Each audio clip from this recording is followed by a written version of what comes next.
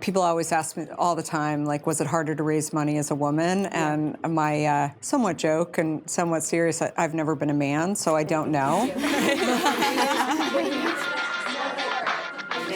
to meet you.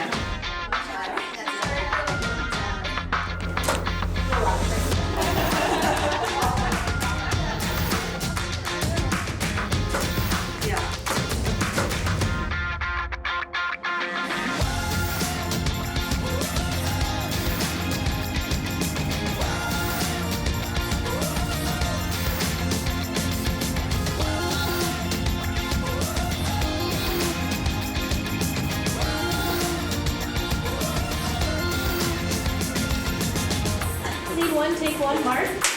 All right, action.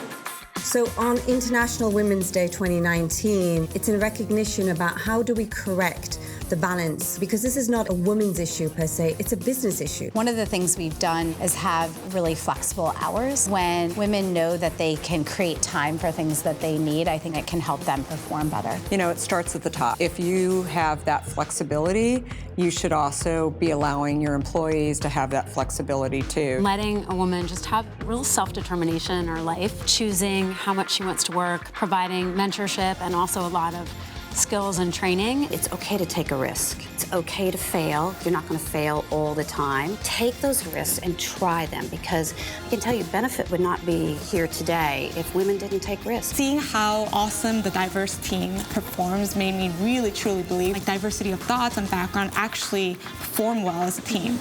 We've built marketing around using, in our latest campaigns, real women. So we don't even use models anymore. We've been street casting and just finding women in every size, of every ethnicity. A fundamental core value for us as a company is diversity and inclusion. And that's really served as a foundation for us on which everything else is built.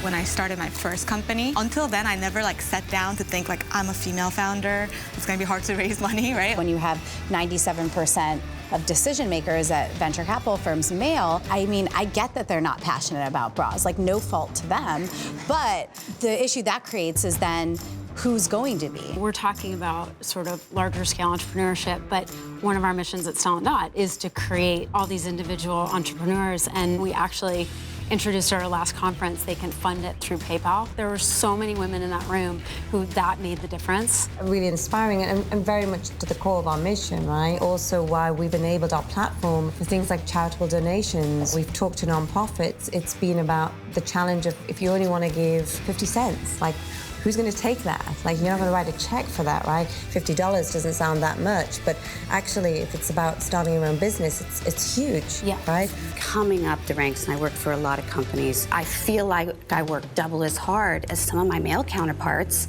that continue to also move up the ranks. If I had to give myself advice, I would say you still have to work hard, but I also would say that you have to look in the mirror and you have to say, am I really happy with what I'm doing? You gotta love what you're doing, but otherwise, don't do it, because it'll show. I realized that I was working so hard just to please others, but I wasn't taking care of myself. And the biggest resource you have is yourself. I think it's really important to see not just who you are today, but the potential, and know that you're smart enough and will work hard enough, right, that you can figure things out. Don't be afraid to ask for what you want and be super direct. Women have maybe more of a tendency to hold back. Just go after it and be direct. We have a responsibility in our positions to be able to be the voices, to make sure that our employees and our friends get nurtured to the point that they need to be.